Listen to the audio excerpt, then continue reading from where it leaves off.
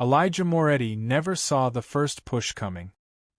He only remembered the sound of laughter that followed, sharp, mocking, echoing off the marble walls of Whitestone Preparatory's east stairwell. The video would later show it all in brutal clarity. 4 students, all white, cornering him. One made a joke about his hair, another mimicked the way he spoke. Then came the shove. Elijah tumbled down a flight of stairs, his books and pride scattered on the cold floor as their voices rang with cruel amusement. No staff intervened. Students nearby averted their eyes. The security camera caught it all. But when the school released its statement, it claimed there was no evidence of racial intent. Horseplay, the dean called it. A misunderstanding. They suspended Elijah and one of the boys for a week. Equal disciplinary action to avoid bias. That was how Whitestone operated. Preserve the image, suppress the reality. Elijah had known he was different since the first day he stepped onto campus. His skin, his name, even his scholarship, all silent markers. He never spoke of it, never asked for help. He wore invisibility like armor. But armor dents. And when you're 17, sometimes it breaks. The bruises didn't show much. Just a swollen elbow, a scrape on his cheek. What hurt more was the silence. No apologies. No justice. Just whispers. Overreacting. Always playing the race card. He's lucky to be here. At home, Elijah didn't say anything.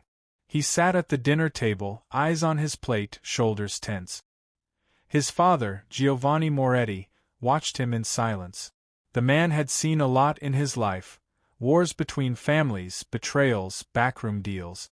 But the slump in his son's posture hit differently. Giovanni didn't ask what happened. He already knew. Later that night, Giovanni watched the video on loop. No words. Just the flickering screen, his eyes narrowing with each repeat.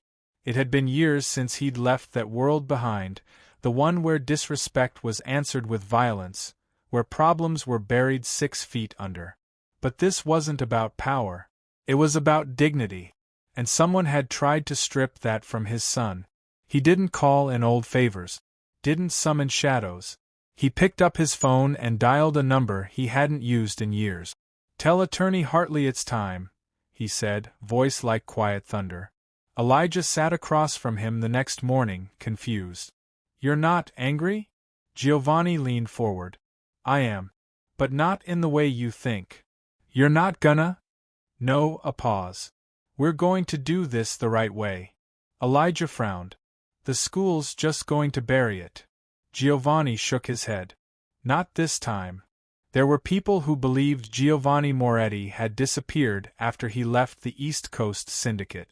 In truth, he had just changed his game.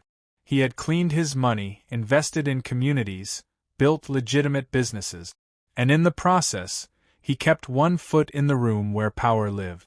Politics, media, law. He had traded muscle for leverage. Attorney Hartley was one of those trades. A civil rights specialist, brilliant, relentless, and with a particular disdain for systemic injustice. She met Elijah the next day. She didn't ask him what happened. She had already seen the footage. Instead, she asked how long it had been going on.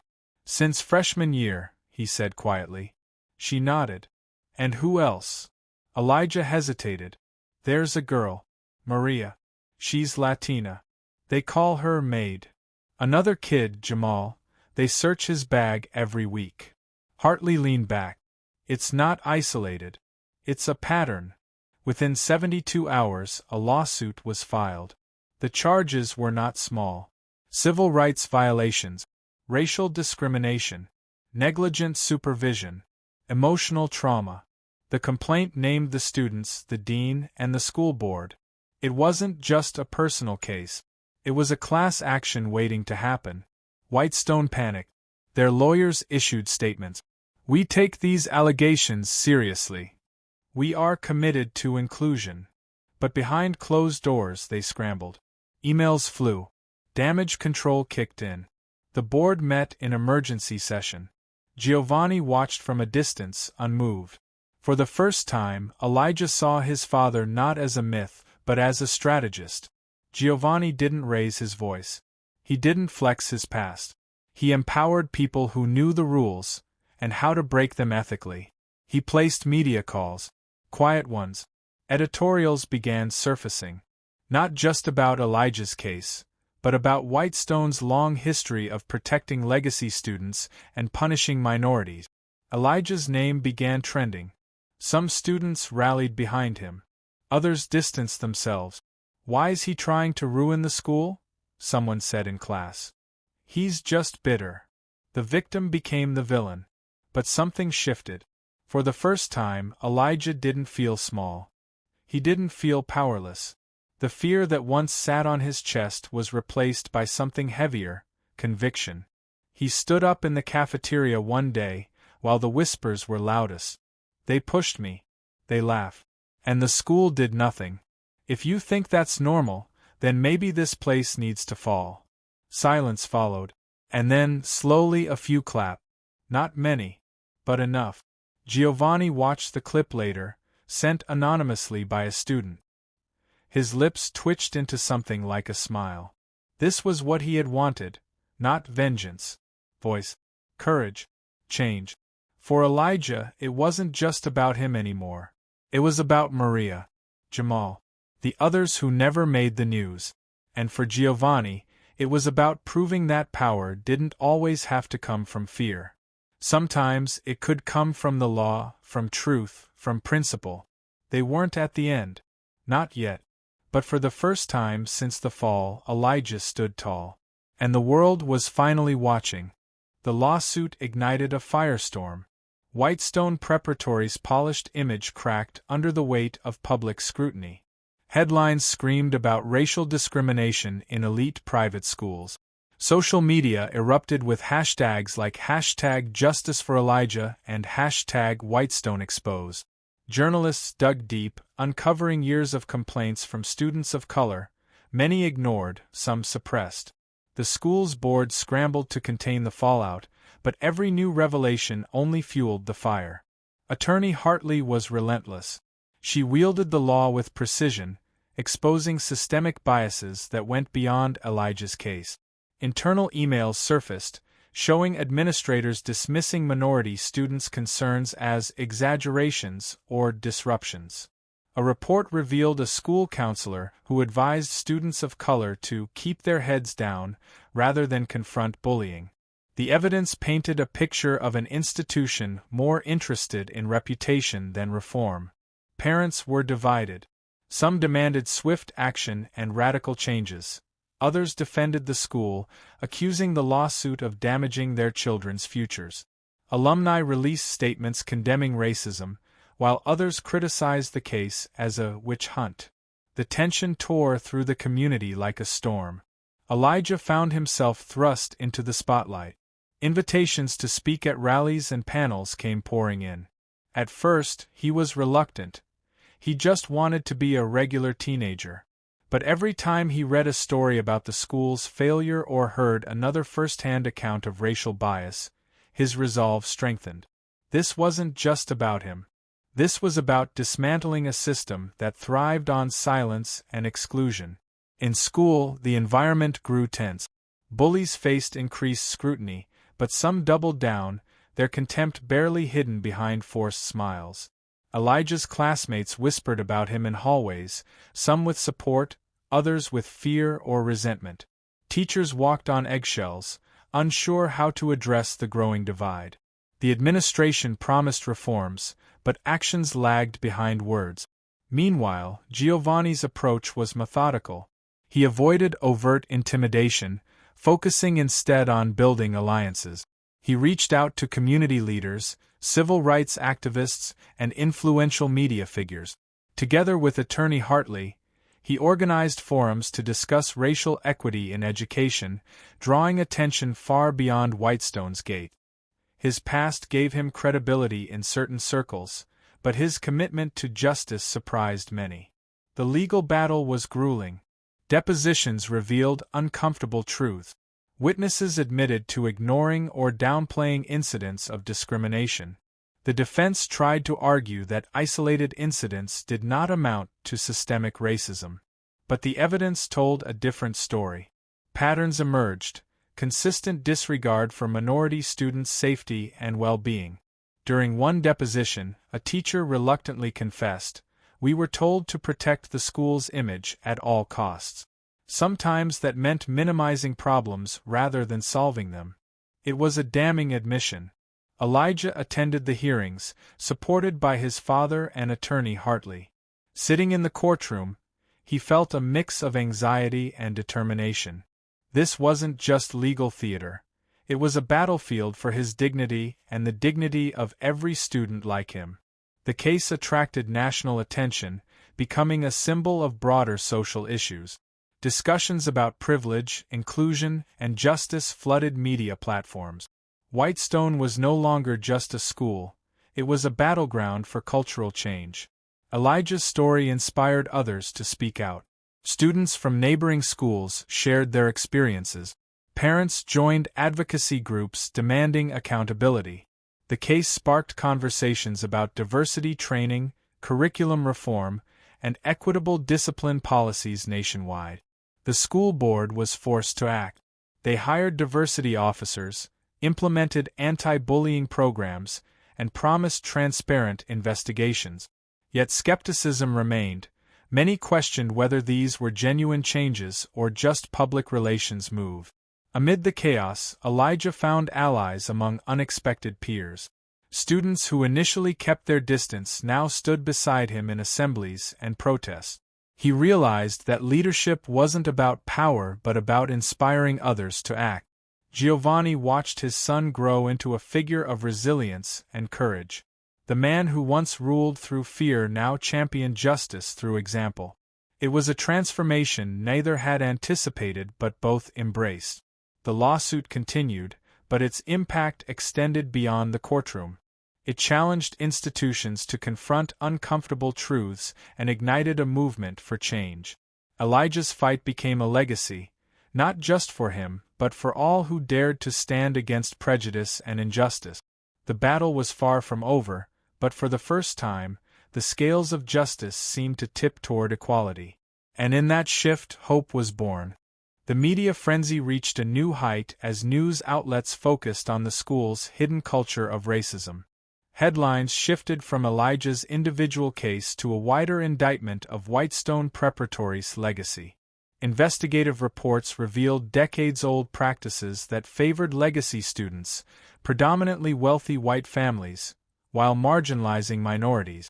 Alumni testimonies poured in, many recounting similar experiences of prejudice, discrimination, and silence. The school's reputation was in tatters.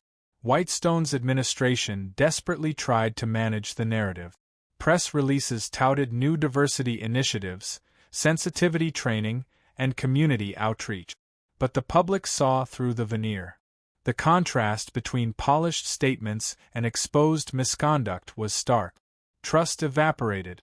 At home, Giovanni Moretti continued to guide Elijah through the storm. "This isn't just about winning a case," he told his son. "It's about changing the system that let this happen." Elijah nodded, but the pressure weighed heavily. He was no longer just a teenager. He was a symbol, a target, and a leader all at once. The legal battle exposed more than just Whitestone's failures.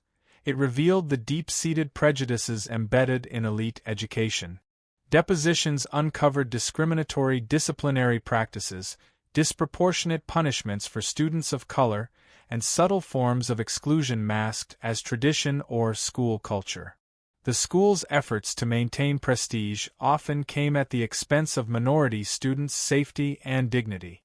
Despite the growing hostility within the school, Elijah found strength in unexpected places. Some teachers began to openly support him, advocating for systemic reforms and standing up to the administration's silence. Fellow students organized peaceful demonstrations and cultural awareness events, slowly shifting campus dynamic. Attorney Hartley worked tirelessly, coordinating with civil rights organizations to amplify the case's impact. Public pressure mounted, forcing Whitestone's board to hold emergency meetings and reconsider leadership. The school's headmaster resigned amid the controversy, acknowledging failures in addressing racial issues. Meanwhile, Elijah's father used his influence quietly but effectively. Giovanni met with policymakers and educational experts, pushing for reforms beyond Whitestone, aiming to dismantle systemic barriers across private education. He funded scholarships and mentorship programs for underrepresented students, ensuring access and support for the next generation. Elijah's personal growth was evident. He transformed from a victim into a vocal advocate, using his platform to educate others about discrimination and resilience. His speeches resonated far beyond the courtroom, inspiring youth across the city to challenge injustice in their own communities. The lawsuit reached a critical phase when the court ordered Whitestone to release internal documents. These papers exposed a network of complicity: faculty members who ignored complaints, administrators who prioritized donor relations over student welfare, and policies that perpetuated inequality. The evidence was damning. Public outrage grew, prompting calls for independent investigations and government oversight. Whitestone faced potential sanctions, lawsuits from other families, and an exodus of students and faculty unwilling to be associated with the scandal. Despite the chaos, Elijah remained steadfast. He knew the fight was bigger than personal vindication. It was about creating a future where no student would suffer because of their race or background. His father's approach of measured leadership and legal strategy complemented Elijah's youthful passion and public voice. Together, they embodied a new kind of power, one rooted in justice, accountability, and transformation rather than fear and intimidation. The legacy Giovanni once wielded through shadowy means was now reshaped through transparency and advocacy. The school's culture began to shift, albeit slowly. Diversity councils formed, curricula incorporated anti-racist education, and hiring practices became more inclusive. These changes didn't erase years of harm overnight, but they signaled a commitment to progress. Elijah's journey inspired dialogue nationwide. Educators, students, and policymakers engaged in conversations about equity, privilege, and systemic reform. His case became a touchstone for similar efforts in other institutions struggling with discrimination. Through it all, Elijah learned forgiveness, not as forgetting or excusing harm, but as a tool for healing and moving forward. He understood that change required not only holding others accountable but also embracing empathy and collaboration. The transformation was far from complete. The scars of prejudice ran deep, and resistance remained fierce. But a cultural shift had begun, sparked by the courage of one young man and the steadfast resolve of a father who chose justice over vengeance. Their story was a testament to resilience and leadership, a blueprint for confronting injustice in any form. It proved that even the most entrenched systems could be challenged when courage meets strategy, and when voices once silenced find the strength to speak. Whitestone Preparatory's leadership faced mounting pressure. The Board of Trustees, once united in denial, fractured under public outcry. Calls for transparency became relentless. Investigations uncovered more than isolated incidents. They revealed an entrenched system of favoritism and exclusion. The school's prestigious facade was a thin mask hiding decades of systemic racism and neglect. Parents demanded answers. Some threatened to withdraw their children. Faculty members were divided. Some supported reform, others resisted change, fearful of losing influence or status. The atmosphere became tense and uncertain, but the momentum for change was unstoppable. Elijah, meanwhile, had become a reluctant yet powerful symbol of resistance. His courage to speak out inspired students across racial and social divide. Groups formed to advocate for equality and inclusion. Students organized forums where they shared personal stories, fostering empathy and understanding. The school's hallways echoed with conversations about diversity, equity, and justice. Giovanni Moretti worked behind the scenes, leveraging his influence to push for systemic reform beyond just Whitestone. He funded initiatives promoting minority scholarships, mentorship programs, and community outreach. His efforts bridged the worlds of power and activism, showing that true leadership transcended past reputations. Attorney Hartley continued to press the case with precision. Her legal strategy was meticulous. She focused not only on winning the lawsuit but on setting a precedent for accountability in education. Her team collaborated with civil rights organizations, building a coalition that amplified their demands for institutional reform. The school's administration tried to stall. They proposed half measures and cosmetic changes, hoping to appease critics without addressing root problems. But the court and public weren't satisfied.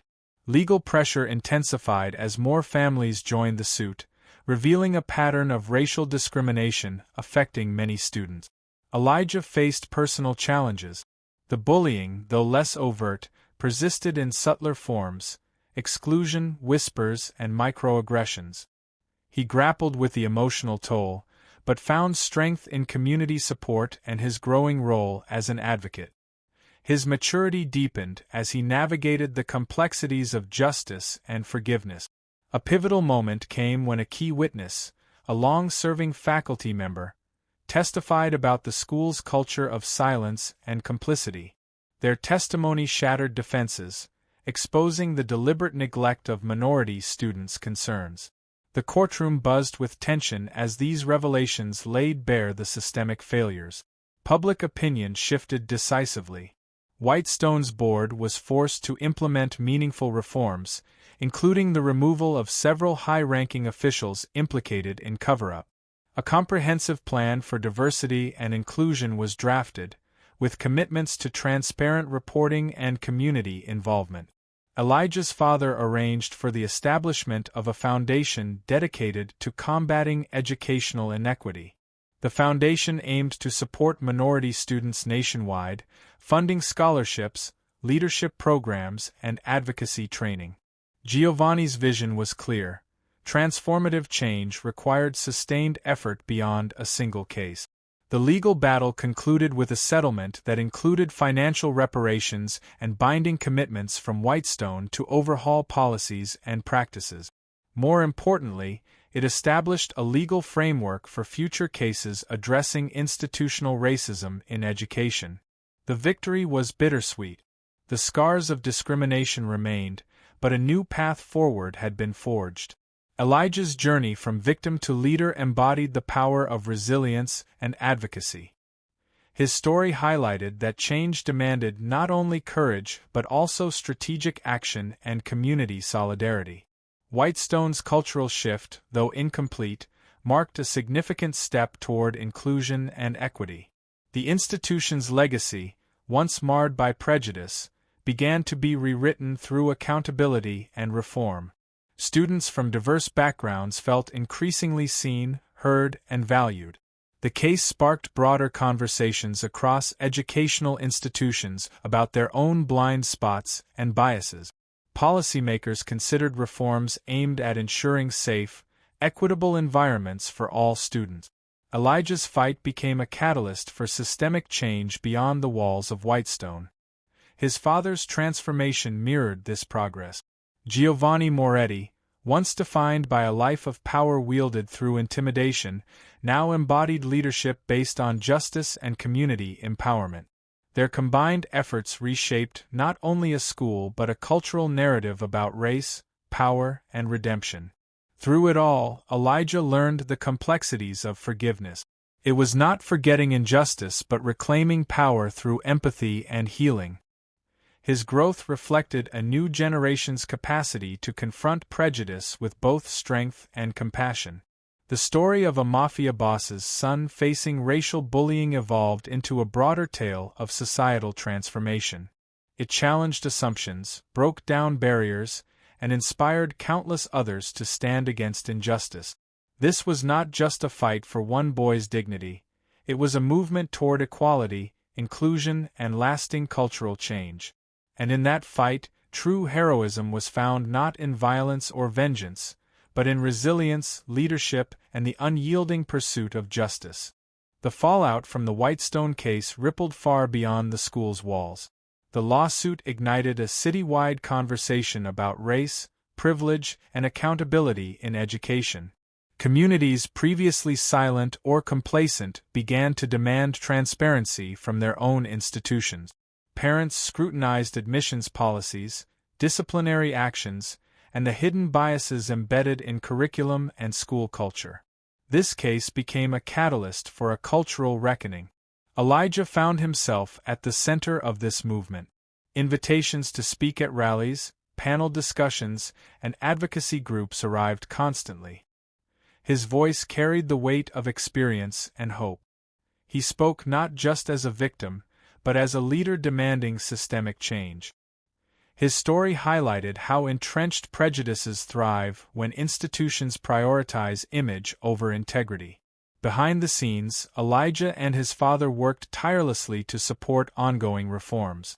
Giovanni Moretti's foundation launched initiatives focused on mentorship and scholarship programs targeting underserved students. The foundation partnered with educational organizations to create workshops that trained educators in cultural competency, implicit bias, and restorative justice. Elijah took a more active role in these programs, mentoring younger students who faced discrimination and isolation. His empathy and leadership inspired many to embrace their identities proudly and challenge injustice. He understood that real change required empowering future generations, not just confronting current problems. At Whitestone, new leadership strove to rebuild trust. The administration embraced transparency, regularly publishing reports on diversity goals and progress. They hired a diverse team of counselors, administrators, and teachers committed to fostering an inclusive environment. While challenges remained, the school community was learning to confront uncomfortable truths and build bridges. Elijah's own growth was remarkable.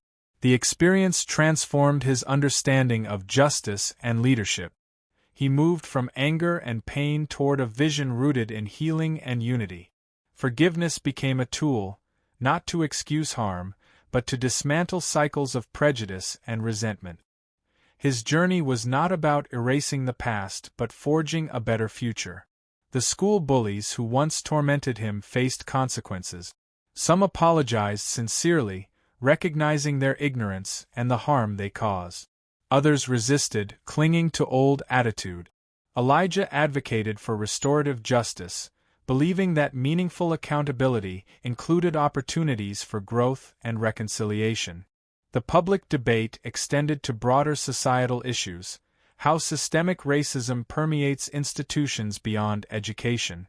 Policymakers examined laws governing school funding, zoning, and disciplinary practices. Activists pushed for reforms that address disparities from early childhood through higher education. Elijah's story became a touchstone in these discussions, illustrating the intersection of race, power, and justice. It challenged assumptions about what leadership looks like, showing that true strength lies in resilience, empathy, and advocacy.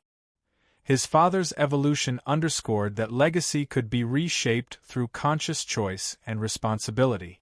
Media coverage shifted from sensational headlines to thoughtful analysis. Documentaries, opinion pieces, and interviews explored the complexities of institutional racism and the potential for transformation. The narrative expanded beyond a single victim to encompass a collective struggle for equality. Elijah's impact extended internationally. Educational institutions worldwide took notice, examining their own policies and cultures. The Whitestone case was cited in academic studies and training programs focused on diversity and inclusion. It inspired a generation to confront prejudice with courage and clarity. Despite progress, obstacles persisted. Resistance from entrenched interests, implicit biases, and systemic inertia remained formidable. Elijah and his allies recognized that change was an ongoing process requiring vigilance, collaboration, and sustained effort. The foundation hosted conferences and workshops that connected activists, educators, and policymakers. These gatherings fostered dialogue, shared best practices, and mobilized resources for continued reform. Elijah's role evolved from student advocate to national leader in educational equity. His story inspired other marginalized students to speak out and organize. Grassroots movements emerged, emphasizing intersectionality and solidarity across racial, cultural, and socioeconomic lines. The fight for justice became inclusive, recognizing diverse experiences and identities. Through mentorship and advocacy, Elijah helped cultivate a new generation of leaders equipped to challenge injustice with knowledge, compassion, and strategic action. He believed that education could be a powerful tool for social transformation when wielded consciously. At the personal level, Elijah balanced public life with private healing. Therapy and family support helped him process trauma and build resilience. He learned the importance of self-care amid the demands of activism. His father remained a steadfast source of guidance, exemplifying leadership grounded in accountability and service. Their journey was a testament to the power of transformation, both individual and systemic. From the shadows of discrimination, they forged a path toward justice and inclusion. Their story embodied hope that even deeply rooted systems could evolve when confronted with courage and integrity. The legacy they created was not about dominance or revenge but about building communities where every student could thrive without fear or prejudice. It was a call to action, urging society to reject complacency and embrace change. Elijah's voice echoed far beyond his own experience. It became a beacon for those fighting to dismantle systemic barriers and create equitable opportunities. His story proved that resilience, leadership, and empathy could overcome even the most entrenched discrimination. The school bully's cruelty, once a symbol of hatred and division, was transformed into a catalyst for growth, dialogue, and reconciliation. The fight was not just legal but deeply human, about recognizing shared dignity and the possibility of redemption. In this ongoing struggle, Elijah stood as both survivor and leader. His courage illuminated the path forward, inspiring countless others to confront injustice with determination and grace. Together, they advanced a movement toward a more just and inclusive future for all. The courtroom became the battleground where the larger war against institutional racism was fought. Attorney Hartley's team meticulously dismantled Whitestone's defenses, exposing a network of policies and practices that privileged some while marginalizing others.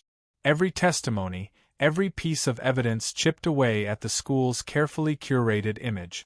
The defendants tried to paint the bullying incident as isolated and unfortunate, but the legal team had gathered a damning archive of complaints, ignored grievances, and internal memos revealing deliberate neglect. The contrast was stark. Public declarations of diversity versus private indifference and cover-up. Elijah testified with quiet strength. His words carried the weight of lived experience, not just of a victim but of a witness to systemic failure. He described the subtle, pervasive discrimination that extended beyond bullying, how opportunities were denied, how voices were silenced, and how the school's culture bred exclusion. His testimony was not just about pain but about a call for change. The media closely followed the trial, amplifying the story's impact. Coverage highlighted the broader implications for schools nationwide. Social media exploded with support for Elijah and condemnation of the school's leadership. Hashtags demanding accountability trended, sparking grassroots movements advocating educational equity. Giovanni Moretti's presence was felt even outside the courtroom. His resources funded legal experts, public relations teams, and advocacy groups that coordinated pressure on school boards and local government. His transformation from feared Mafia boss to champion of justice became a compelling narrative that inspired many. The trial revealed uncomfortable truths about power and privilege. It showed how wealth and influence could shield institutions from scrutiny, allowing systemic discrimination to persist unchecked. Yet it also demonstrated how those same resources could be harnessed to challenge injustice in new ways, through law, media, and public advocacy. Whitestone's leadership faltered under scrutiny. Board members resigned amid allegations of complicity and negligence. The principal faced calls for dismissal. Policies were overhauled to institute transparent reporting mechanisms and stricter anti-discrimination enforcement. The school's governance structure was reformed to include diverse voices and community representatives. The settlement included not just monetary compensation but binding commitments to systemic reform. Whitestone agreed to implement ongoing training for staff and students, create diversity and inclusion offices, and regularly publish progress reports.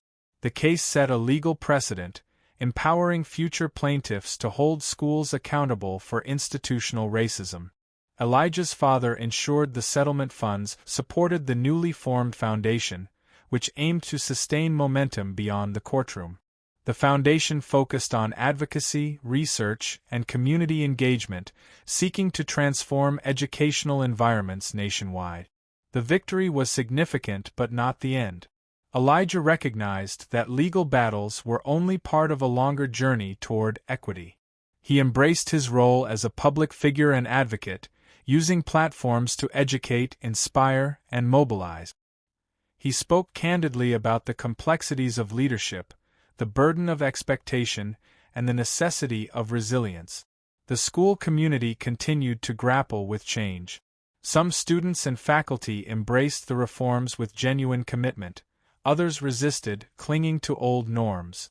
Dialogue and education became tools to bridge divides, fostering understanding and healing. Restorative justice practices gained traction, allowing victims and perpetrators to engage in mediated conversations. These processes emphasized accountability, empathy, and reconciliation over punishment alone. Elijah supported these efforts, believing in their power to transform individuals and communities. Nationally, the case influenced policymakers.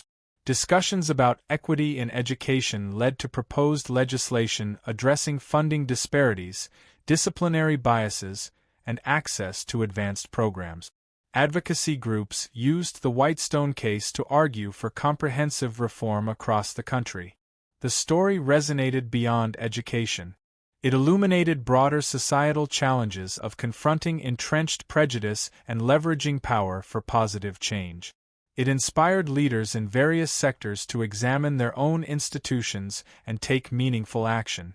Elijah's personal journey deepened. He pursued studies in social justice and law, determined to equip himself with the tools needed to dismantle systemic barriers. His leadership matured, balancing passion with strategy, empathy with pragmatism. His father's example remained a guiding influence. Giovanni's commitment to accountability and transformation reshaped their family legacy, demonstrating that true power lies in service and responsibility. Together, they symbolized a new narrative, one where strength is measured not by fear but by justice. The foundation expanded its reach, supporting initiatives that addressed racial disparities in schools, promoted cultural competence, and fostered inclusive leadership. It partnered with educators, community leaders, and policymakers to develop sustainable models for change. Elijah mentored emerging activists, emphasizing the importance of coalition building and intersectional approaches. He encouraged embracing diversity in all forms, recognizing that true equity requires acknowledging multiple identities and experiences. Public awareness about systemic racism grew. Educational materials, training programs, and community dialogues became more widespread.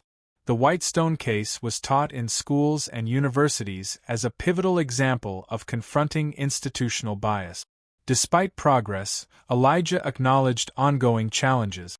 Resistance persisted in subtle forms, and systemic change required vigilance and adaptability. He remained committed to continuous learning and action, knowing that transformation is a process, not a destination. His story inspired countless others to speak out and organize. Grassroots movements flourished, advocating for justice across race, class, and geography. Elijah's journey embodied hope that even deeply rooted systems could be challenged and changed. The courtroom victory was a milestone, not an endpoint. It marked a turning point in the fight against educational inequity and institutional racism. It demonstrated the power of resilience, leadership, and strategic advocacy. Elijah's experience underscored that justice involves more than punishment, it requires healing, education, and systemic reform. His leadership highlighted the necessity of combining personal courage with collective action. The legacy of the case lived on through ongoing reforms, advocacy, and inspired leaders. It served as a reminder that confronting prejudice demands boldness, integrity, and unwavering commitment. Through their journey, Elijah and his father redefined power and legacy. They showed that confronting injustice with dignity and strategy could transform not only institutions but society itself. Their story remained a beacon for those striving to create inclusive, equitable communities. It proved that change is possible when courage meets purpose, and that true heroism lies in fighting for justice with empathy and resilience. The struggle for equality continues, but with every step forward, the path becomes clearer. Elijah's voice, once silenced by fear, now echoes loudly, calling for accountability, compassion, and a future where no student faces discrimination or exclusion. This is the story of a boy who refused to be broken, a father who chose justice over vengeance, and a community awakened to the power of transformation. Their fight reshaped education and society, inspiring generations to come. The aftermath of the legal battle marked a turning point, but real change required sustained effort beyond courtroom victories. Elijah's story had ignited a cultural shift, yet transforming attitudes embedded over generations demanded more than policy, it demanded heart and mind. Schools began re-evaluating what diversity and inclusion truly meant, moving beyond tokenism toward meaningful engagement. Elijah worked closely with educators and administrators, advocating for curricula that reflected multiple histories and perspectives, empowering students to embrace complexity rather than fear difference. Communities rallied around the cause. Parents, students, and activists formed alliances to hold institutions accountable. They pushed for transparent reporting systems that ensured every voice could be heard without fear of retribution. Accountability became a shared value rather than a threat, fostering trust and collaboration. The legacy of the case inspired legislation nationwide, promoting equitable funding and access to resources for marginalized students. Elijah's Foundation became a hub for innovation in educational equity, supporting pilot programs that tested restorative justice, culturally responsive teaching, and mentorship networks designed to nurture leadership in underserved youth. Elijah's own growth mirrored the movement he helped ignite. The experience of confronting prejudice and injustice sharpened his resolve and deepened his empathy. He embraced mentorship, understanding that true leadership was not just about making decisions but about lifting others. He reached out to students across racial and socioeconomic lines, creating safe spaces for dialogue and learning. His humility and authenticity transformed him from a symbol of resistance into a bridge builder, inspiring a generation to act with both courage and compassion. Forgiveness emerged as a critical theme. While the fight had been hard and often painful, Elijah recognized that healing required releasing bitterness, not excusing wrongdoing, but choosing to break cycles of hatred. Initiatives promoting restorative practices gained momentum, showing that accountability and reconciliation could coexist.